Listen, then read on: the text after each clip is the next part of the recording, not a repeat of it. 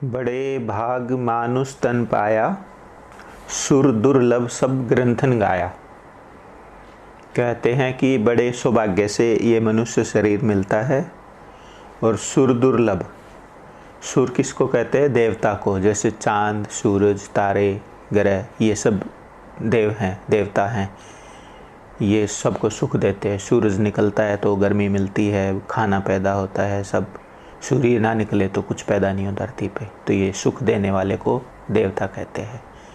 सुर दुर्लभ, तो इन देवताओं को भी दुर्लभ है मनुष्य शरीर। इतना कीमती है मनुष्य शरीर। सुर दुर्लभ सब ग्रंथन गाया। जितने भी ग्रंथ लिखे ऋषि मुनियों संतों ने, सब ने कहा है ये मनुष्य देह अति दुर्लभ है। तो अब मनुष्य देह मिल गई, इसकी कीमत का नहीं पता इंसान को कि क्या मिल गई। शुभ कर्म थे पिछले, मिल गई। अभी इसको जीना नहीं आता, इसको यहाँ रहना नहीं आता और नए नए कर्म बना के सुखी दुखी होता रहता है।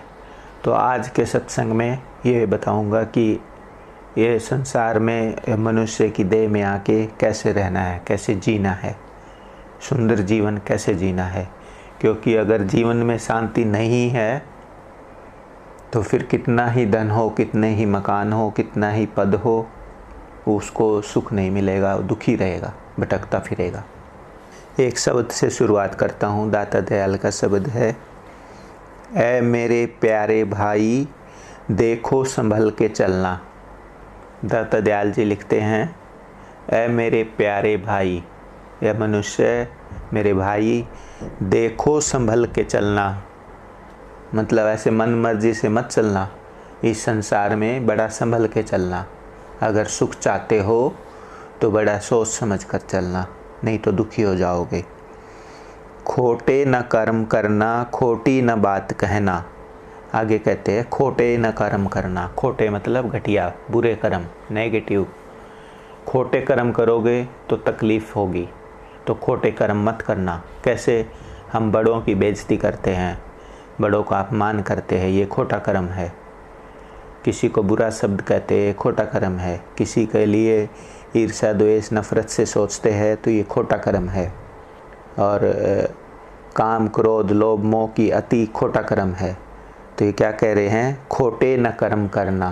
तो ये खोटे कर्म मत करना, नहीं तो थोड़े दिन तो मन मर्जी से चलोगे तो कोई दिक्कत नहीं है। शरीर में शक्ति है, मन में शक्ति है, धन है, पद है, मान है, तो आपको कुछ दिन तो मजा लोगे और बाद में फिर पछताना पड़ेगा। किसी भी चीज़ की तकलीफ़ कहाँ से आती है? हमारे घटिया कर्मों से। खोटी न बात कहना। किसी को भूल के भी किसी की बेइज्जती मत करो। आजकल ट्रेंड क्या है? नैले पे दैला। किसी ने एक बात सुनाई तो हम 4 सुनाएंगे, तभी हमें तसल्ली होती है। तो उसका फल क्या मिलेगा? बाद में बुरा फल मिलेगा। तो क्या करो? छोटे बन जाओ। कोई हमारी बेइज्जती करे तो उसको माफ़ कर दो, आप उसकी बेइज्जती मत करो। तो थोड़े दिन तो ऐसे तकलीफ़ लगेगी कि भाई वो मेरे को सुना के चला गया और मैं चुप हो गई। अपना स्वाभिमान तो रखना है, लेकिन नैले पे दैला नहीं मारना है। बात को बढ़ाना नहीं है, बात का बतंगड़ नहीं करना है, बात को ख़त्म कर देना है। सबसे पहले शुरुआत घर से ही करो। जैसे आप पति पत्नी हो, तो ये कोई गुस्से में आके या किसी की रेडिएशन में आके आपको कुछ बोले तो उसको खोटी बात मत कहना, बेइज्जती मत करना, सहन कर लेना कि कोई बात। और जब दिमाग ठंडा हो जाए उस टाइम कहना, आप ऐसे थोड़ी बोलना चाहिए भले आदमी, ये तो ऐसे तो दिल दुखता है, आप तो बड़े समझदार हो, अच्छे से बोला करो सबको। तो क्या कह रहे हैं? ये हिदायत दे रहे हैं रहने के लिए, ये बता रहे हैं कि कैसे रहना है इस संसार में। आपको तो उसी की ज़रूरत है। आपकी उम्र अभी 27 साल है, आपकी उम्र 30 साल है, तो आपको वो राम नाम और नाम दान और वो वैराग, अगर वो सब ज्ञान देना तो बेकार की बात है। तो आपको कौन सा ज्ञान देना है कि इस संसार में कैसे रहना है, कैसे तरक्की करनी है, सुखी जीवन कैसे जीना है। दुख दोगे, आगे कहते हैं, दुख दोगे दुख मिलेगा, सुख दोगे सुख मिलेगा। इस संसार में लेने देने का सिद्धांत है। जो आप दोगे आपको वही मिलेगा। कैसे? अगर आप आम लगाओगे, आम का पौधा, तो आपको आम खाने को मिलेंगे। और आप बबूल लगाओगे तो कांटे मिलेंगे आपको। तो आप क्या चाहते हो? आप चाहते हो सुख, तो सुख दो। आप करते क्या? हम उल्टा करते हैं उसका। हम चाहते तो हैं सुख और देते हैं दुख। घरों में क्या हालत हो गई है, सुबह उठते हैं 5 आदमी हैं घर में और कोई किसी से खुशी से स्माइल से नहीं मिलता। बस उठते हैं, अपने अपने काम में लगते हैं, चले जाते आते हैं। ये प्रेम और वो दया भाव और खुशी और जो अपनापन, वो सब धीरे धीरे ख़त्म होता जा रहा है। आपस में मन मुटाव बढ़ता जा रहा है। क्यों? देते तो हैं दुख और चाहते हैं सुख। तो वो ज्ञान ही नहीं है। वो ज्ञान गुरु देता है। दुख दोगे दुख मिलेगा। अगर आप किसी का दिल दुखाओगे, घटिया बात बोलोगे और फिर चाहते हो कि वो सुख दे, तो सुख नहीं मिलेगा। इसलिए सुख चाहते हो तो सुख दो। सुख कैसे दो? अच्छी बात बोलो, इज्जत से बात करो। और कोई गुस्से में या नाराज़गी में कोई है तो उसको बोलो, अरे आप ऐसे थोड़े गुस्से में रहते हैं, बताओ क्या बात है, किसने क्या कहा, बताओ मेरे को। ऐसे मत, नाराज़ मत रहो, खुश हो जाओ, बताओ क्या बात है। मतलब उसको घर में नाराज़ मत रहने दो। उसको धीरे धीरे उससे बात करके उसको अपने समभाव में ले आओ, समता में ले आओ। वो नाराज़ रहेगा और आप परवाह नहीं करोगे तो क्या होएगा? आखिर में फिर वो गड़ा भर के फूटेगा और वो तकलीफ़ आएगी घर में। तो किसी कोई नाराज़ है किसी बात से और आप महसूस करो कि वो चुपचाप बैठा है या बोल नहीं रहा या दुखी है, तो उसको खुश कर लो घर में। तो क्या होएगा? माहौल ठीक हो जाएगा, सीट युद्ध बंद हो जाएगा और सब अपना अपना काम में लग जाएंगे। दुख दोगे दुख मिलेगा। अगर आप किसी को दुख दोगे तो आपको दुख ही मिलेगा। फिर उम्मीद मत करना। आप ये उम्मीद रखो कि मैं गुस्सा करती रहूं और इज्जत से ना बोलूं और कमियां देखती रहूं और अपनी ड्यूटी ना करूं, तो फिर आपको दुख मिलेगा। तो अपनी ड्यूटी प्रेम से, अपना कर्तव्य ये समझो कि ये जितने भी घर में सास है, ससुर है, पति है या भाई है, कोई भी है, सब इंसान, सब के अंदर परमात्मा है। मैं इनकी सेवा करने आई हूँ। लेने देने कर्जे का व्यवहार है ना इधर। हम एक दूसरे का कर्जा चुकाने आते हैं। अपनी ड्यूटी जो है सबके लिए वो पूरी करो। दूसरा करे ना करे आप परवाह मत करो। हमने अपने कर्मों को साथ लेके जाना है। वो करेंगे वो पाएंगे। तो आप सबकी इज्जत करो। और कोई घर में नाराज़ है तो उससे पूछो, ऐसे थोड़े रहते हैं जी, आप कोई तकलीफ़ है तो बताओ, मैं कुछ कर सकती हूँ तो बताओ। तो वो खुश हो जाएगा, देखो इतना अच्छी है भाई। तो मदद करो सबकी, सब पे दया भाव रखो। आगे कहते हैं, मारोगे तुम किसी को फिर गम पड़ेगा सहना। मारोगे तुम किसी को, मतलब अगर तुम किसी को मारोगे, मतलब किसी को तकलीफ़ दोगे तो आपको गम पड़ेगा सहना। आपको दुख, आगे फिर दुख मिलेगा। तो इसलिए किसी का दिल मत दुखाओ, किसी पे टॉन्टिंग मत करो। टॉन्टिंग करते रहते हैं ना, टिट फॉर टैट करते रहते हैं। तो वो किसी पे ऐसे ताना मारोगे तो फिर आपको जब उसको मौका मिलेगा तो वो भी फिर वैसा ही करेगा। और फिर आज तो आपको मौका मिल गया, आपने उसको टॉन्टिंग किया, ताना मारा, कल को उसकी भी तो बारी आएगी ना। आप कोई गलती करोगी तो फिर वो पूरा बदला लेगा। तो मारोगे तुम किसी को फिर गम पड़ेगा सहना, तो फिर दुख उठाना पड़ेगा। तो ये आदत, गंदी आदत जो है ताना मारने की या टीज करने की, टॉन्टिंग करने की, छोड़ दो बिल्कुल। घर में तो बिल्कुल ही मत करो, किसी को मत करो। संसार में सुखी रहना है तो ये गंदी आदत है कि किसी को ताना मारना, किसी की बेइज्जती करना, हमेशा के लिए छोड़ दो। सबसे मीठा बोलो। तुलसीदास जी कहते हैं, उनको समझ में आ गई ये बात कि वाणी की जो बोलते हैं हम, उसका बहुत असर है। तो उन्होंने फिर क्या लिखा, अब हम कहत कछु ठकुर सुहाती, नहीं तो मौन रहब दिन राती। उनको समझ में आ गया कि मैं कुछ बोलता हूँ, अच्छा बोलता हूँ तो सबको सुख मिलता है, और कुछ गलत कहता हूँ तो सबका मन दुखी होता है। तो फिर उन्होंने लिख दिया कि आज से मैं अच्छा ही बोलूँगा, सबको अच्छा लगे ऐसा बोलूँगा, नहीं तो बोलूँगा ही नहीं, मौन रहूँगा। तो क्या हम ऐसा करते हैं? क्या मैं करता हूँ? तो ये देखो, तो किसी को ऐसी बात मत करो जिसका दिल दुखे। एकदम नहीं होएगा, धीरे धीरे अभ्यास करोगे तो फिर वो लाइफ स्टाइल बन जाएगी वैसी, और वैसे ही वो आदत ही बन जाएगी। कुछ लोग होते हैं ना, बहुत अच्छे लोग होते हैं, जेंटल, वो कभी सुनो गाली देंगे ही नहीं। वो तो अच्छे लोग होंगे, वो गाली देंगे ही नहीं। वो उनको तो ये लगेगा, अरे ये क्या बोल रहे हो आप, कैसी बात कर रहे हो। तो वो फिर आदत शुरू शुरू में ज़ोर पड़ता है ये सीखने में, और एक बार हमारे लाइफ पैटर्न में आ गया, हमारी ज़िंदगी का हिस्सा बन गया तो कुछ नहीं, फिर वो आदत बन जाएगी हमारी अच्छा बोलने की। घटिया बात बोलोगे ही नहीं, घटिया बोलोगे तो आपको बड़ा दुख होगा, इसलिए आप दुखी रहना तो चाहते नहीं हो, तो मीठा बोलो सबको, और नहीं तो चुप रहो बस। आगे लिखते हैं, कोलो ख्याल कर तब दरिया से है मुसाबा, तुम देखना न इनकी लहरों में पड़ के बहना। उर्दू के शब्द हैं, पूरे मुझे नहीं आते हैं, इसलिए मैं पूरा इसकी व्याख्या नहीं कर रहा हूँ। जो मुझे नहीं समझ में आ रहा है मैं छोड़ रहा हूँ इसको। आगे लिखते हैं, मन इंद्रियों पे भाई जब्त रखना तुम बराबर, जीवित बने रहोगे खुशहाल हो के रहना। ये बड़ी काम की बात लिखी है इन्होंने।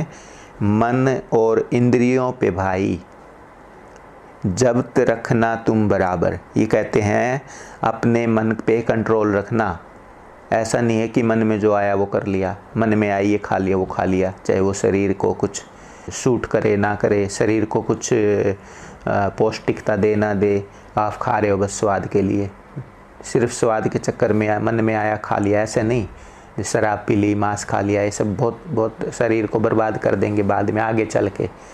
अभी तो ठीक है, लेकिन बहुत लंबे समय बाद इसका नुकसान होता है। इससे बुद्धि भ्रष्ट हो जाएगी और सोचने समझने की, विवेक की शक्ति धीरे धीरे कमज़ोर हो जाएगी। तो जो शरीर को सूट करे वो खाओ, ये नहीं है कि मन में आया वो खा लिया ठूस लिया, नहीं। ज़्यादा तला फला खाओगे तो शरीर ख़राब हो जाएगा, बीमारियां घेर लेंगी। ये तो सिर्फ खाने की बात करी, तो पूरा मन पे हर तरह के विचार आते रहते हैं, कभी अच्छे कभी बुरे। तो उसको थोड़ा दिन में समय निकाल के और सोचा करो, किससे क्या बात करी मैंने, किसी से कोई घटिया बात तो नहीं कर दी, किसी को कोई कुछ बुरा तो नहीं बोल दिया। ऐसे मन को एनालाइज किया करो डेली, दिन में कभी बैठ के या रात में सोने से पहले या सुबह उठो, एक बार पूरे दिनचर्या को एनालाइज कर लो। ऐसे मैं रोज़ करता हूँ, तो ऐसे दिनचर्या पूरी सामने आ जाती है कि क्या क्या किया। तो एक एक करके वो सामने आने लगता है कि किसको क्या बोला, किसके साथ क्या कैसा व्यवहार किया। तो जिधर लगता है कि ये ठीक नहीं किया तो फिर कोशिश करो उसको ठीक करो। तो ऐसे करोगे एनालाइज अपने व्यवहार को, अपनी दिनचर्या को, तो धीरे धीरे जीवन बहुत सुंदर बन जाएगा। क्योंकि आपको पता चल गया ये गलत करता हूँ मैं। अगर आपको गुस्सा करने की आदत है, या कड़वा बोलने की आदत है, या गाली देने की आदत है, या सख्ती से बोलने की आदत है, या दूसरे में बुराई देख के उसकी बेइज्जती करने की आदत है, और आप एनालाइज कर रहे हो अब डेली अपने व्यवहार को, तो क्या होएगा, वो आपके सामने आ जाएगा कि मैं ऐसा करती हूँ, ये करना ठीक नहीं है। क्योंकि अब ये तो लिखते हैं दुख दोगे तो दुख मिलेगा, तो फिर वो एनालाइज करने से क्या होएगा, मन वचन और कर्म आपका पवित्र हो जाएगा, और फिर वो धीरे धीरे आदत से निकल जाएगा और बहुत सुंदर बोलने लग जाओगी, बहुत अच्छा मीठा, सबको अच्छा लगे वो बोलने लग जाओगी। कुछ नहीं है, गुण ग्रहण करने लग जाओ और अवगुणों को छोड़ दो तो जीवन सुंदर बन जाएगा। ये लिखते हैं, मन इंद्रियों पे भाई जब्त रखना तुम बराबर। ये मन है ये महाचंचल है। महाचंचल क्यों है?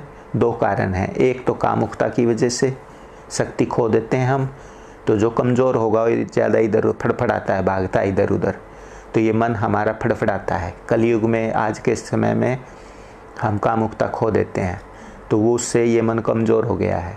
और कमज़ोर आदमी देखना रोता रहेगा, कंप्लेन करता रहेगा, शिकायतें करता रहेगा, शांत नहीं मिलेगा, बेचैन होगा वो।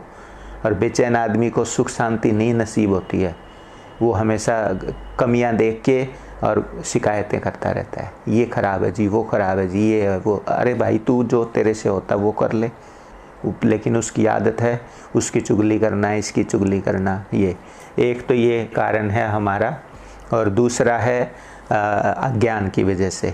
हमें ज्ञान ही नहीं है कि कैसे बोलना है, कैसे रहना है, क्या करना है, हम क्यों इस मनुष्य शरीर में आए हैं, वो ज्ञान नहीं है। तो एक तो कामुकता की वजह से और एक अज्ञान की वजह से हम जो मर्जी आए करते रहते हैं और हमारा जीवन सुखी दुखी होता रहता है। इसलिए ये कहते हैं मन पे काबू रखना अपना। क्या काबू? अभी मन में विचार आया टेलीविज़न देखना, टेलीविज़न देखने लग गए। मोबाइल पे अभी कोई मैसेज आया, थोड़ा मैसेज देखा और 10 चीज़ें और देखने लग गए। बनाना था खाना और मोबाइल में लग गए, खाना बनाया नहीं, और फिर याद आएगा अरे खाना बनाना, तो फिर जल्दी जल्दी कुछ ऐसे बना बनू के दे दोगी, ना वो खाने में स्वाद आएगा, ना उस खाने में अच्छी रेडिएशन होगी, और खाने वाले को कोई फ़ायदा नहीं होगा, तकलीफ़ होएगी। तो दिनचर्या बिगड़ जाएगी, बेचैनी आ जाएगी। तो इस मन पे काबू रखना ये कहते हैं। तो काबू रखना आसान नहीं है। काबू रखने के लिए फिर किसी गुरु की शरण में जाना पड़ेगा, उसकी रेडिएशन लेनी पड़ेगी, सत्संग सुनना पड़ेगा, धीरे धीरे ये मन काबू में आ जाता है फिर। और इंद्रियों पे काबू रखना। अब इंद्रियों के चक्कर में आके, जैसे मैंने आपको कल और परसों 2 दिन बताया था, 5 कर्मेंद्रिय हैं, 5 ज्ञानेंद्रिय हैं, हम इनमें फंसे रहते हैं।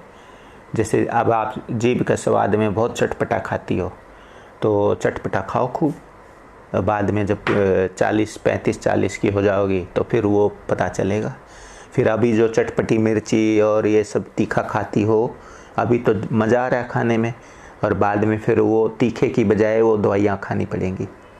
जितना तीखा अब खा रही हो स्वाद के चक्कर में, फिर उतनी दवाइयाँ खानी पड़ेगी। तो ये आपने डिसाइड करना है कि ये तीखे या चटपटे खा खा के मज़ा लूँ और बाद में फिर दवाइयाँ ले के भोगूँ, या अभी से कंट्रोल करूँ। बेस्वाद खाने के लिए नहीं कह रहा हूँ मैं, खाओ, स्वाद खाओ, बहुत अच्छा है, नहीं तो नीरस भोजन करके क्या फ़ायदा। स्वाद में खाओ, अच्छा टेस्टी होना चाहिए भोजन, लेकिन शरीर को नुकसान करे वो ऐसा भोजन मत करो। तो इंद्रियों के चक्कर में फंस के, हम स्वाद के चक्कर में फंस के, कोई भी इंद्रिया हो शरीर की, उस स्वाद में फंस के अज्ञान के कारण कुछ दिन तो मजा लेते हैं और बाद में भुगतते हैं, फिर रोने के सिवा कुछ नहीं। बहुत देर हो जाती है, चीज़ें बिगड़ जाती हैं, फिर संभल में नहीं आती, फिर रो रो के बीमारियाँ, या तो गुरु लूटेंगे फिर, और या फिर डॉक्टर लूटेंगे। तो ऐसा जीवन क्यों? अभी तो आपको छोटी उम्र में ही देखो कितने शुभ कर्म है कि आपका अच्छा आदमी मिला और वो गुरु की तरफ जा रहा है, ज्ञान की तरफ जा रहा है, तो उसकी वजह से आपको भी ज्ञान मिल रहा है। हमें तो इस उम्र में ये सब ज्ञान नहीं मिला था, और आपको तो कम उम्र में इतना सारा अच्छा रास्ता मिल रहा है। तो अभी से कंट्रोल करो इस मन पे और इंद्रियों पे धीरे धीरे। ये नहीं है कि मन में जो आया वो कर लिया, नहीं, देखो ठीक है कि गलत है, सोचो उसको, फेल हो कोई बात नहीं, कम से कम विचार तो करो, सवाल तो करो अपने मन की। बार बार गिरोगे कोई बात नहीं, फिर चलो, फिर उठो, फेल हो जाओ फिर उठो, और धीरे धीरे ऐसे करते करते, प्रैक्टिस करते करते, और एक दिन ऐसे धीरे धीरे एक गलतियाँ ठीक हो जाएंगी और एक दिन जीवन अच्छा हो जाएगा। जैसे गलत सीख ले ऐसे अच्छा सीख लेंगे, मामूली सी बात है। ये आगे कहते हैं, मन इंद्रियों पे भाई जब्त रखना बराबर। जब्त मतलब कंट्रोल रखना इन पे, इनको खुला मत छोड़ना, खुला छोड़ोगे तो तकलीफ पाओगे। जीवित बने रहोगे, खुशहाल हो के रहना। अगर मन और इंद्रियों पे काबू कर लिया, कंट्रोल कर लिया, तो फिर जीवित बने रहोगे। जीवित बने रहोगे मतलब जीवन का मजा लोगे, आनंद आएगा जीने में। नहीं तो ऐसे लोग होते हैं, जिंदा तो हैं लेकिन मरे समान है, वो रोज़ हाय हाय करते रहते हैं, तरह तरह की बीमारियां घेर लेती हैं और छोटी उम्र में चले जाते हैं। तो जीवित बनो रहोगे मतलब खुशहाल जीवन जीवोगे और उमंग से, उत्साह से, हौसले से जीवोगे। कैसे? इस मन पे काबू रखना, इंद्रियों पे काबू रखना, तो अच्छी ज़िंदगी जीवोगे। जीवन उसको ही तो कहते हैं जो अच्छा। ऐसे मरे मुरझाए हुए जीवन को क्या जीवन कहेंगे? हमेशा दुखी परेशान जीवन थोड़े है वो। तो जीवन तो वो है कि मज़ा आ रहा है घर में भी, और अपना मन भी खुश है, और सबसे अच्छा व्यवहार है, और जिंदा दिल कहते हैं ना, बहुत जिंदा दिल है भाई, बहुत अच्छा इंसान है, मज़ा आ जाता है भाई उससे बात करके। तो वो जिंदा दिली, उमंग, उत्साह कहाँ से आता है? इंद्रियों पे काबू है तो ठीक है, जीवन खुशहाल हो जाएगा बस। इसीलिए ये लिखते हैं जीवित बने रहोगे।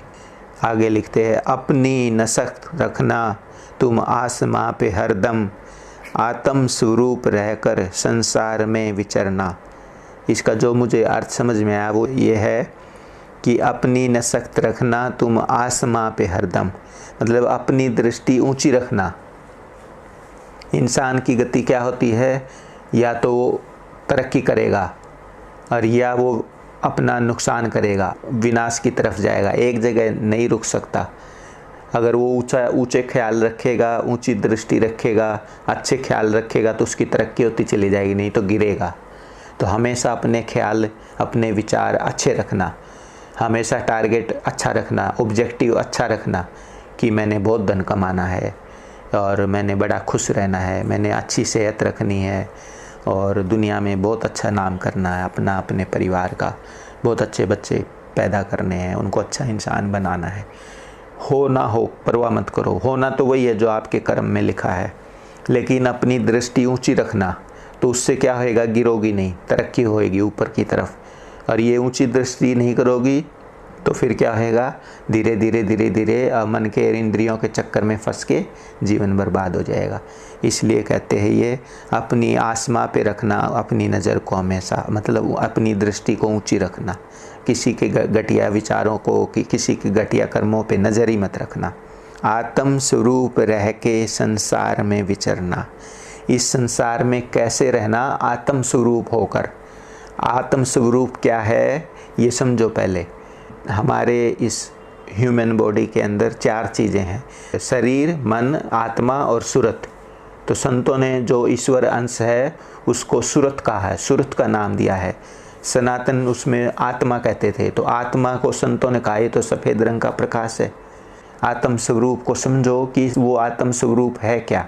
अगर आपको ये ज्ञान हो गया कि मैं शरीर नहीं हूँ, ये तो 5 तत्वों का पुतला है, एक दिन मिट्टी में मिल जाएगा, तो फिर आप खोटे कर्म करोगे ही नहीं, शरीर के अभिमान में आओगे ही नहीं।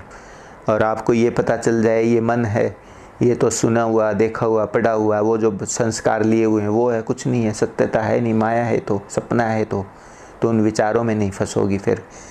और फिर आत्मा वो ऊर्जा है, शक्ति है, वो ध्यान में उसका अनुभव कर सकते हैं। और उसके ऊपर जो उन सब को कंट्रोल करता है, शरीर, मन और आत्मा, एनर्जी को, वो है सूरत, वो ईश्वर अंश है। तो उसका ख्याल रखना कि वो उस परमात्मा का ही छोटा रूप है और मैं परमात्मा का ही रूप हूँ। अगर इस भाव में रहोगी तो घटिया काम करोगी नहीं, कोई गलत काम होगा ही नहीं। वो आपको अंदर चेतना देता रहेगा, विवेक देता रहेगा कि नहीं ये ठीक है, ये ऐसे, ये ठीक है, ये ऐसे, ये। तो संसार में ऐसे विचरना, इस संसार में ऐसे रहना। समझ गए संसार में कैसे रहना है कि किसी का दिल नहीं दुखाना है, किसी को गुस्सा नहीं करना है, सबको इज्जत देनी है और ऊंचे ख्याल रखने हैं।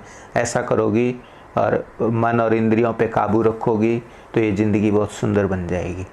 अब ऐसा ज़िंदगी पाने के लिए हमें तो समझ है नहीं, हमें तो जो देखा हमने वो सीखा है, तो क्या करना पड़ेगा, ऐसी समझ, ऐसी ज़िंदगी, ऐसी रहनी बनाने के लिए किसी ज्ञानी की शरण में जाना पड़ेगा, वो समझ देगा, उस विवेक देगा। तो एक दूसरा शब्द पढ़ता हूँ, गुरु स्तुति है ये। गुरु चरण कमल में शीश झुका दिन रात करूँ पूजा सेवा। तो जो पहले शब्द में हमने पढ़ा कि ज़िंदगी में कैसे रहना है, ये समझ हमें तो है नहीं, ये ज्ञान हमें तो है नहीं, तो कहाँ से मिलेगा, किसी पूर्ण अनुभवी गुरु की शरण में जाओ, वो देगा। तो उसके लिए फिर हमारी कैसी श्रद्धा भाव हो, वो ये दूसरे शब्द में लिख रहे हैं। ये लिखते हैं, गुरु चरण कमल में शीश झुका दिन रात करूं पूजा सेवा। गुरु स्तुति नित करूं मन से, गुरु सम कोई नहीं दूजा। इसका मतलब है गुरु के चरणों में शीश झुका, दिन रात करूं पूजा सेवा। वैसे तो गुरु के चरण हैं सफ़ेद रंग का प्रकाश, लेकिन जब तक वो सफ़ेद रंग के प्रकाश में हमारा ध्यान नहीं जाए तब तक क्या करना है, जो जिसको आपने इष्ट बनाया है गुरु का, उसको उसके प्रति पूरी श्रद्धा रखो, ये समझो ये परमात्मा का रूप है। तो वो फिर गुरु भक्ति करते करते, ज्ञान लेते लेते, और वो आपकी जो चेतना है वो उस आत्मा में चली जाएगी, सफ़ेद रंग के प्रकाश में ध्यान। तो जब तक वो ज्ञान योग नहीं आता तब तक भक्ति योग करो। तो क्या लिखते हैं, गुरु चरण कमल में शीश झुका दिन रात करूं पूजा सेवा। दिन रात मतलब अधिक से अधिक समय में गुरु की करूं पूजा, कहते हैं चाहत को, गुरु की इच्छा, ज्ञान की इच्छा करूं और सेवा करूं। सेवा करूं मतलब गुरु के पास जाके ज्ञान लूं और उसकी बात को समझूं और फिर उसमें से जो अच्छी चीज़ है उसको निकाल के अमल करूं। ये है गुरु सेवा। माला पहनाना वो ठीक है, वो संसारिक व्यवहार अपनी जगह अच्छा है, लेकिन गुरु की सही सेवा क्या है, वो जो क्या बात बोल रहा है उसको सुनना, समझना और फिर उस पर अमल करना। तो दिन रात करूं, ये काम करो दिन रात, तो आपको वो संसार में रहना आ जाएगा। गुरु स्तुति नित करूँ मन में, गुरु सम कोई और नहीं दूजा। तो गुरु नाम है ज्ञान का। गुरु कोई इंसान नहीं होता, ये इंसानी शरीर तो इसलिए मिला है कि इसके बगैर संसार में कुछ काम नहीं कर सकते हम। तो गुरु, उसका शरीर गुरु नहीं है, शरीर तो चला जाएगा एक दिन, उसका ज्ञान हमेशा रहेगा। अगर आपने उसको इष्ट मान के और उससे ज्ञान ले लिया और अपना इष्ट बना के और उसको ये समझ लिया ये परमात्मा का रूप है, तो फिर वो शरीर में रहे नहीं रहे कोई फ़र्क नहीं पड़ेगा, वो कभी मरता नहीं है, वो आपके लिए हमेशा ज़िंदा रहेगा। जब तक आप जिंदा हो गुरु जिंदा है। आप तब चले जाओगे तो गुरु चला जाएगा। आपने अगर गुरु को शरीर माना है तो गुरु मरेगा तो रोओगे। अगर आपने गुरु को ज्ञान माना है तो फिर गुरु मरता ही नहीं है कभी, वो तो हमेशा ज़िंदा है। जो ज्ञान दे दिया कभी मरेगा, वो तो आपके साथ जाएगा ज्ञान। तो ये कहते हैं गुरु स्तुति। गुरु स्तुति क्या है? गुरु माने ज्ञान, और स्तुति क्या है? ये कि हमेशा ये याद रहे कि मैं उस परमात्मा का अंश हूँ, वो मालिक की ये सत्ता है इस संसार में। उस जितना भी जो कुछ भी हो रहा है सब परमात्मा कर रहा है। अगर ये भाव बना रहे तो ये गुरु स्तुति है।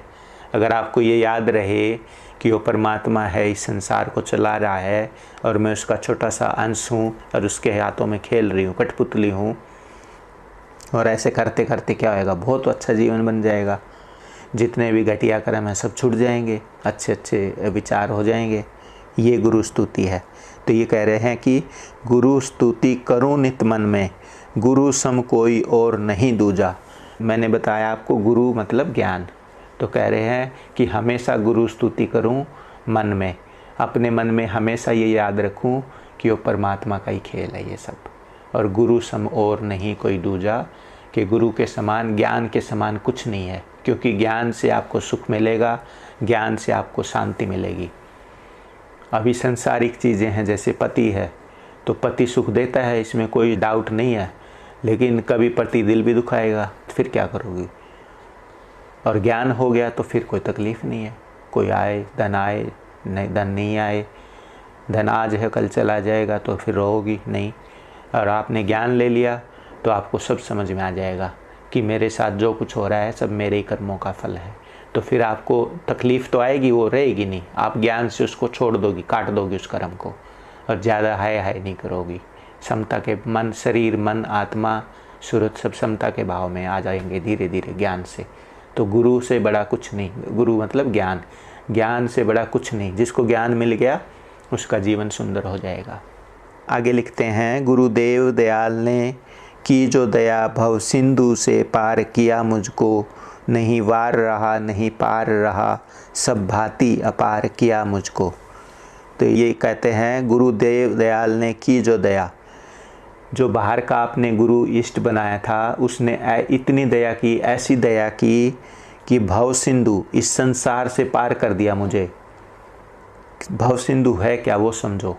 एक तो जो हम खुली आँखों से जो देख रहे हैं सब संसार है ये, और एक मन के अंदर जितने भी विचार चलते हैं सूक्ष्म संसार है वो। कभी कुछ विचार आता है, कभी कुछ विचार आता है, और उसी में फंसे रहते हैं हम, अच्छे बुरे कर्म करते रहते हैं। तो गुरुदेव जो हमने इष्ट बनाया जिस ज्ञानी को, उसने इतनी अपार दया कर दी हम पर कि इतना ज्ञान दे दिया, इतना विवेक दे दिया, इतनी समझ दे दी कि इस संसार से, इस संसार के बंधन से छुड़ा दिया। एक तो ये भौतिक संसार जो देख रहे हैं, और एक अंदर मन का संसार, ये सब से छुड़ा दी जान। और इससे छूट गए तो फिर कोई बंधन ही नहीं है। बंधन ही तो दुख है। जब तक हम किसी चीज़ से बंधे पड़े हैं, वो जाएगी तो दुखी हो जाएंगे और मिलेगी तो खुश हो जाएंगे। और जब आपको ज्ञान हो गया कि ये संसार है क्या, तो फिर किस बात का दुख है। फिर आगे लिखते हैं, नहीं वार रहा नहीं पार रहा, सब भांति अपार किया मुझको। अपार क्या है? वो परमात्मा जिसका कोई पार नहीं पा सकता। अकह अपार अगाध अनामी। अकह जिसको कहा नहीं जा सकता, अपार जिसका कोई पार नहीं, छोर नहीं, जिसका इसका कोई अंत ही पता नहीं कर सकते। अकह अपार अगाध जिसकी था ही नहीं है, अगाध अनामी जिसका कोई नाम नहीं है, तो वो परमात्मा है। तो आपको ज्ञान दे के वो परमात्मा का ही रूप बना देगा। आपको वो समझ आ जाएगा कि मैं उस परमात्मा का ही एक छोटा अंश मात्र हूँ। वो परमात्मा में जो शक्तियाँ हैं वही शक्तियाँ मेरे में हैं, मेरे में अंश रूप में है। वो पूरी वो शक्ति का भंडार है और मैं उसका हिस्सा हूँ। तो आप भी अपार हो जाओगे, आप भी ईश्वरीय गुण आ जाएंगे आपके अंदर भी। फिर आगे लिखते हैं, गुरु दाता दानी अपार महा, याचक जगजीव हुए सारे, गुरु अर्थ देत गुरु धर्म देत, गुरु काम मोक्ष देने हारे। इसका मतलब है गुरु जो है वो दाता दानी अपार महा, गुरु से बड़ा कोई दाता नहीं है, दानी नहीं है। मतलब जो गुरु ज्ञान देता है उसमें सब कुछ आ जाता है, यानी गुरु से बड़ा कोई दानी दाता नहीं है, देने वाला नहीं है। याचक जगजीव हुए सारे, याचक कहते हैं मांगने वाले को। संसार में जितने भी जीव हैं, चाहे बड़े से बड़ा राजा हो, बड़े से बड़ा सेठ हो, बड़े से बड़ा राजनेता हो, कोई भी हो, सब गुरु के सामने याचक हैं, मांगने वाले हैं। गुरु मतलब ज्ञान, तो वो ज्ञान सबको चाहिए, चाहे कोई भी हो, कितना पढ़ा लिखा हो, कितना बड़ा आदमी हो, सबको ज्ञान चाहिए, छोटे से लेके बड़े तक। गुरु अर्थ देत गुरु धर्म देत, गुरु काम मोक्ष देने हारे। तो ये बात समझने के योग, ये बात बहुत बड़ी लिख दी। हम धन कमाते हैं, करोड़ों अरबों रुपए आ जाता है, फिर भी भूख नहीं मिटती। ऐसा ही होता ना, बड़े बड़े नेता, मान सम्मान, पद मिल गया, फिर भी भूख नहीं मिटती, और बड़ा बन जाऊं, और बड़ा बन जाऊं, फिर भी कुछ नहीं। और कामनाओं की पूर्ति में लगे रहते हैं, एक कामना पूरी होती है फिर दूसरी कामना आ जाती है, दूसरी पूरी होती है तीसरी कामना। इस कामनाओं के चक्कर में फंसे दिन रात सुखी दुखी होते रहते हैं। मोक्ष की तो कोई परवाह ही नहीं करता, किसी को समझ ही नहीं है मोक्ष भी कोई चीज़ है। थ्योरेटिकली ही नहीं जानता, प्रैक्टिकली तो बहुत दूर की बात है। तो ये लिखते हैं कि गुरु अर्थ देत गुरु धर्म देत, गुरु काम मोक्ष देने हारे। मतलब अगर आप ज्ञान ले लोगे, किसी को ज्ञानी को इष्ट बना के, तो आपको संतोष आ जाएगा, आपको पता चल जाएगा कितना धन चाहिए और मेरी हैसियत के हिसाब से कितनी चीज़ ये संसारिक कितनी होनी चाहिए। तो आपको वो ज्ञान से संतोष दिलाएगा। और जब तक संतोष नहीं है, आपको सेटिस्फैक्शन नहीं है, तो चाहने का कोई अंत ही नहीं है, चाहते रहोगे, भूख कभी मिटेगी नहीं। जैसे आपने खाना खाया और संतोष हो गया, हाँ जी बस पेट भर गया, तो इच्छा खत्म, अब दोबारा थोड़े खाओगी। लेकिन संसारिक चीज़ों का अज्ञान की वजह से हमें संतोष ही नहीं है। कितना धन पड़ा है घर में, 20-20 कोठियाँ, फिर और लगे रहते हैं और फिर दुखी रहते हैं। और फिर ये तकलीफ़ चिंता होने लगती है कि कहीं इनकम टैक्स वाले ना आ जाएं, कहीं पकड़ा ना जाऊं, चिंता लगी रहती है। इस चीज़ की समझ ही नहीं है। अर्थ कहते हैं पैसा धन दौलत इसको, और धर्म कहते हैं कि संसार में अपनी ड्यूटी करते हुए हमेशा सारी सब करते हुए कैसे खुश रहें, ये धर्म है। आगे लिखते हैं, गुरु काम मोक्ष देने हारे। तो वो अपने को ज्ञान देगा, समझ विवेक देगा, और उससे पता चलेगा कि कौन सी कामना, कौन सी इच्छा करनी है और कौन सी नहीं करनी है। नहीं तो हम मन मर्जी करके और कामनाओं के जाल में फंसे रहते हैं और ऐसी जीवन बीत जाता है। तो ये पूरा ज्ञान गुरु देगा आपको कि आपको धर्म अर्थ काम और मोक्ष में कैसे समता लानी है, कैसे उसको प्राप्त करना है। आगे लिखते हैं, गुरु महिमा जाने ना ऋषि मुनि, शिव सारद शेष की पार नहीं, संसार अपार की प्रीति छूटी, गुरु भक्ति सम कुछ सार नहीं। तो ये कहते हैं, गुरु महिमा जाने ना ऋषि मुनि। गुरु की महिमा, गुरु ज्ञान के मूल्य को ऋषि मुनियों को भी पता नहीं है कि ज्ञान की क्या महिमा है, ज्ञान का क्या महत्व है, ये ऋषि मुनियों को भी नहीं पता है। शिव सारद शेष की पार नहीं, जितने देवी देवता ये भी उस ज्ञान को समझ नहीं पाते हैं, गुरु ज्ञान को। संसार अपार की प्रीति छूटी, गुरु भक्ति सम कुछ सार नहीं। तो गुरु ये कहते हैं कि गुरु की भक्ति, गुरु मतलब ज्ञान, और ज्ञान का सहारा ले लेना। तो ज्ञान हमें तो पता नहीं है, किसी ज्ञानी की शरण में जाओगे तो उसकी भक्ति करना मतलब उसका सहारा ले लेना। अगर किसी ज्ञानी की शरण में जाके उससे ज्ञान समझ लिया तो उसके बराबर कुछ नहीं है। उससे क्या होगा, आपको मिलेगा क्या? संसार अपार की प्रीति छूटी। ये संसार किसको कहते हो समझो। सार तो है आपकी चेतना, सूरत, ईश्वर अंश, और उसके सामने जितनी भी चीज़ें हैं बाहर जो देख रहे हैं वो, यानी सार के सामने जो चीज़ है उसको संसार कहते हैं। सार के सामने क्या है? एक तो ये जो देख रहे हैं हम, घर परिवार में रिश्ते नाते, जितनी चीज़ें धन दौलत ये है, और एक अंदर के विचार। तो सार वस्तु के सामने जितनी चीज़ें हैं वो संसार है। तो ये अपार है, इसका कोई अंत नहीं है। विचारों का कोई अंत है क्या? तरह तरह के विचार आते रहते हैं और हम उसमें फंसे रहते हैं। तो अगर गुरु भक्ति कर लोगे तो इस संसार अपार की प्रीति छूट जाएगी। अटैचमेंट जो है ना हमारी मन से और इस बाहरी दुनिया से, वो छूट जाएगी। बहुत बड़ी बात लिख रहे हैं ये, अभी समझ में आने वाली बात नहीं है। इसको बार बार पढ़ो, बार बार समझोगे तो समझ में आ जाएगी कि गुरु भक्ति से हमें क्या प्राप्त होगा। इस संसार से अटैचमेंट छूट जाएगी, वैराग हो जाएगा। और इस संसार की जिसकी अटैचमेंट छूट गई हमेशा खुश रहेगा, मस्त रहेगा, शांति में रहेगा, हमेशा प्रसन्न रहेगा, उसको तकलीफ ही नहीं है कोई। आगे लिखते हैं, बहुवर्त किए बहुदान किए बहु तीर्थ में जाकर भटके, गुरु चरण कमल में प्रीत नहीं, यम जाल में सो निस्दिन लटके। तो ये जो कर्म कांड में जो हम फंसे रहते हैं उसके बारे में लिख रहे हैं कि बहुव्रत किए, बहुत सारे व्रत किए, कभी एकादशी, कभी अमावस्या, कभी जन्माष्टमी, कभी कुछ, शांति नहीं मिली। बहुदान किए, बहुत दान करके भी देख लिया, वस्त्र बांटे, भोजन बांटा, वो बेकार नहीं है, अच्छी चीज़ है, लेकिन मन में फिर भी सुख दुख आता रहता है, शांति तो नहीं मिली फिर भी। बहु तीर्थ में जाकर भटके, जगह जगह तीर्थ भी करके देख लिए, कभी कहीं किसी देवी देवता के तीर्थ पे जाते हैं, कभी कहीं जाते हैं, कभी कहीं जाते हैं, लेकिन आके फिर संसार में घर परिवार में फिर दुखी हो जाते हैं। तो इसका मतलब तो वो पूर्ण चीज़ नहीं है, उससे तो टेम्परेरी शांति मिलती है। थोड़े दिन गए तीर्थ में, अच्छा लगा, आए फिर संसार में फंस गए, और फिर किसी ने कोई कड़वी बात कही, दिल दुखाया और दुखी हो गए।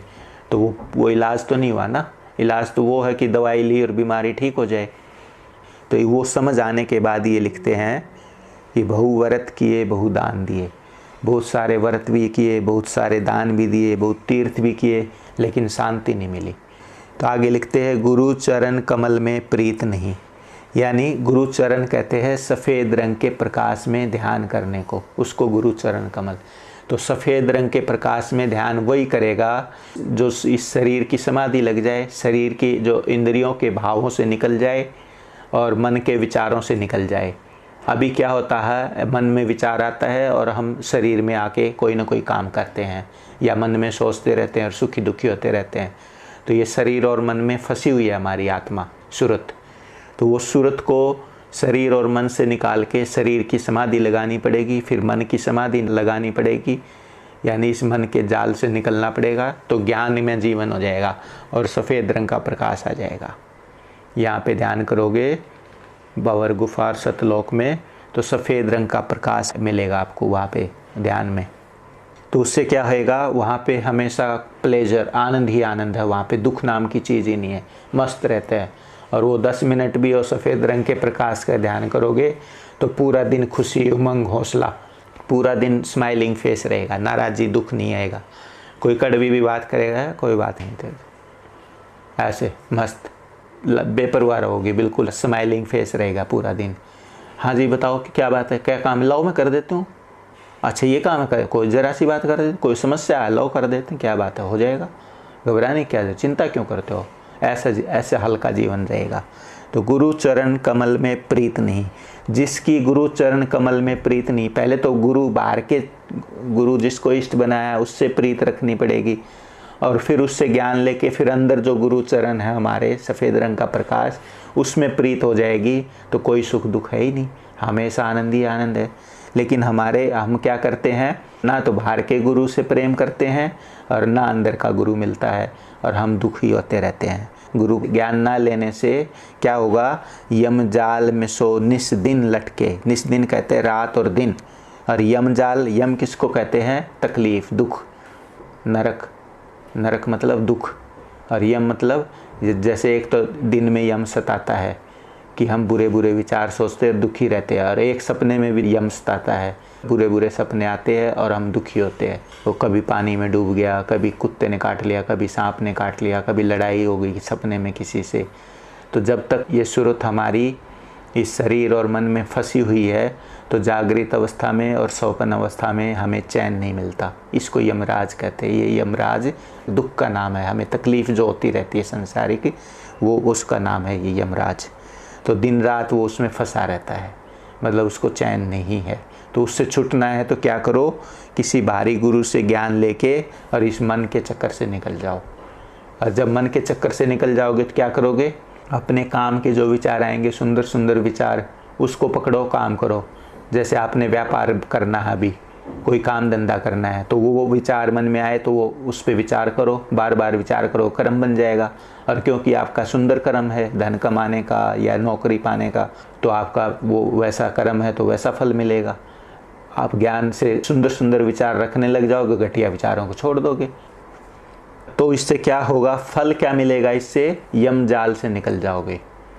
जिसका जीवन सुंदर सुंदर विचारों से भर जाएगा और घटिया विचार छोड़ देगा, तो उसको दुख किस बात का, कोई सजा ही नहीं है, अपने आप ही घटिया कर्मों से बच जाएगा, सुंदर कर्मों की तरफ चलता रहेगा। तो इसके लिए गुरु चरण में प्रीत, किसी गुरु से श्रद्धा विश्वास प्रेम रखना पड़ेगा, और वो आपको धीरे धीरे सारी समझ देगा, एकदम नहीं आएगा। गुरु सेवा करनी पड़ेगी। गुरु शुरू में बताया गुरु सेवा क्या है। गुरु सेवा ये नहीं है जाके पैर दबाओ, माला पहनाओ, नहीं, वो बाहरी व्यवहार है। असली गुरु सेवा है उसकी बात को सुनो, समझो, और जब तक समझ नहीं आए गुनते रहो, और जब समझ में आ जाए तो अमल करने की कोशिश करो। फेल हो गए चिंता मत करो, फिर चलो, फिर कोशिश करो, बार बार ट्राई अगेन, बार बार कोशिश करने से, और वो हमारा जीवन बन जाएगा। जैसे ड्राइविंग सीखते हैं तो शुरू में बड़ा डर लगता है, और फिर थोड़े दिन ड्राइविंग की प्रैक्टिस करते हैं, और फिर खुद गाड़ी चलाने लगते हैं, और एक दिन एक्सपर्ट हो जाते हैं। फिर थोड़े डर लगता है, कितना भी ट्रैफिक हो, पहाड़ पे चढ़ना हो, किधर जाना हो, नदी के साथ रोड है तो भी डर नहीं लगेगा, ऊंचा नीचा रोड है घबराओगे नहीं, गाना भी सुनते जा रहे हो, वो एक्सपर्ट हो गए, अब आपको ध्यान नहीं देना। तो ऐसे ही संसार में भी एक्सपर्ट हो जाओगे ज्ञान लेते लेते धीरे धीरे। तो गिरावट से घबराओ मत, चलते रहो, आहिस्ता आहिस्ता वो जीवन, सुंदर विचार रखना, घटिया विचारों को छोड़ना जीवन का हिस्सा बन जाएगा। फल क्या मिलेगा, यम जाल से बच जाओगे, कोई दुख तकलीफ रहेगी नहीं, और कोई दुख तकलीफ आएगी तो घबराओगे नहीं, क्योंकि आपको तो पूरा ज्ञान मिल गया कि मेरे ही कर्मों का फल है, जो मैंने किया वो मुझे मिल रहा है, इस जन्म में किया या पिछले जन्मों में किया है। मैंने तकलीफ़ दी है तो तकलीफ़ मिल रही है, और मैंने सुख दिया है तो सुख मिल रहा है। तो आप फिर कोई सुख देगा तो भी नहीं बहोगी, और कोई तकलीफ़ देगा तो भी नहीं बहोगी, अपना व्यवहार अच्छा रखोगी। और यही रहने का तरीका है कि हम किसी के चक्कर में ना आएँ, अपना व्यवहार अच्छा रखें, किसी और के व्यवहार की वजह से हम अपना व्यवहार ना बदलें। योगी की डेफिनेशन क्या है, परिभाषा योगी क्या है, संसार में रहते हुए, संसार के सब काम करते हुए संसार में ना फंसे, ये योगी है, ये योग है। तो जब आपको ज्ञान हो जाएगा, आपका ही व्यवहार इतना सुंदर हो जाएगा कि आप कोई दुख दे या सुख दे, आप उसमें फंसोगे नहीं, यानी आपका जीवन शांति से, खुशी से, आनंद से भर जाएगा। तो ये ऐसे संसार में रहना, ये गुरु सिखाएगा आपको। सत्संग के भाव से जाओगे तो ये मिलेगा। अगर आप चाहोगे गुरु जी आशीर्वाद दें, धन दे दें तो धन मिल जाएगा। आप चाहोगे गुरु जी के आशीर्वाद दें, पुत्र मिले तो पुत्र मिल जाएगा। और कुछ चाहोगी, आपका विश्वास है तो आपके विश्वास के कारण वो सब चीज़ें मिल जाएंगी। लेकिन उन चीज़ों से टिकाऊ सुख नहीं मिलेगा, वो सुख थोड़े दिन का है, फिर वो चीज़ चली जाएगी अगर आपके भाग्य में नहीं है, और भाग्य में तो रहेगी, लेकिन उसकी भी एक लिमिट है। तो हमेशा सुखी रहना है, हमेशा आनंद में, शांति में रहना है, तो सत्संग को ज्ञान के भाव से लो कि मुझे ज्ञान हो जाए, और ज्ञान हो जाएगा तो फिर हमेशा प्रसन्न रहोगी, कोई दुख तकलीफ ही नहीं रहेगी, मस्त मौला। तो शुरुआत किससे करी थी, बड़े भाग मानुष तन पाया, सुर दुर्लभ सब ग्रंथन गाया। तो ये बड़े भाग से आपको मनुष्य तन मिला है। तन मन इंद्रियों में फंस के इसको नष्ट मत करो, अपने जीवन को दुखी मत बनाओ, और इसका महत्व समझो मनुष्य शरीर का। और किसी गुरु से जो आपको अच्छा लगे उससे ज्ञान ले लो, उससे समझ ले लो, और फिर उसकी समझ के हिसाब से चलो। तो जब तक जीवो, जब तक तो सुख शांति चाहिए ना, परमात्मा में मिलने की तो बाद की बात है। तो आज आपको इस संसार में कैसे रहना है ये बताया। तो एक तो मोक्ष ये है कि सदा के लिए उसमें मिल जाए। पहले तो यहाँ जीवन में मोक्ष चाहिए, छुटकारा चाहिए, संसार में फंसे पड़े हैं और दुखी होते रहते हैं। तो पहले तो ज्ञान लो, अभी इस ज़िंदगी में कैसे खुशहाल रहना है, कैसे आनंद में हमेशा स्माइलिंग फेस कैसे रहे, कैसे शांति से रहें, वो सीखो। कहना आसान है, बातें तो बड़ी आसान है, चबड़ चबड़ करना मैंने भी खूब कर ली, लेकिन रहना थोड़ा मुश्किल है, क्योंकि ये मन का स्वभाव है, ये बड़ा घोड़ा है, ये नचाता रहता है। तो ये ज्ञान से काबू में आएगा। ये सत्संग सुनते रहो, आहिस्ता आहिस्ता आहिस्ता आहिस्ता ये मन मान जाता है। समझ गए? काफ़ी है। अच्छा जी, नमस्कार।